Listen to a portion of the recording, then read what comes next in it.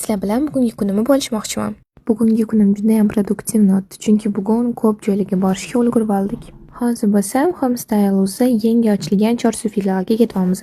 U magazinga kirganinglardan keyin magazin atmosferasi umuman boshqacha. Magazinga kirishim bilan birinchi bo'lib ko'zim milliy kiyimlarga tushdi. So'nggi paytlarda milliy kiyimlarga mehrim boshqacha bo'lib qolgani uchun hammasidan olgim keldi. Homestyles yangi kolleksiyasiga milliy taqinchoqlar, adresdan qilingan qilochlar va naqshli kosmetichkalar qo'shilibdi. U yoqdan yaqinlarimizga podarkalar olib yo'limizni davom etdik. Madar yaxshi ko'rishimizni ham tiqib o'tamiz. Keyingi manzil chitir. U yoqqa yetib olgunimizcha oyim bilan gaplashib ketamiz. Qanaqa bilmadim, lekin menga oyim bilan mashina yurish juda ham yoqadi. Manzilga yetib kelganimizdan keyin iftorlikka dadamga somsa oldik. Orada birovga futbolga kirib chiqishga ham ulgurdik.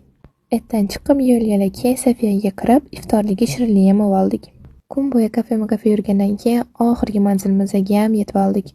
Ya'ni dadamnikiga. Rahmon bilan anchadan beri ko'rishmaganimizga u bilan namozgincha o'ynab oldik. Shunday qilib 8-marta podarkalarni almashib iftorlik qilib kunimizni ham tugatdik.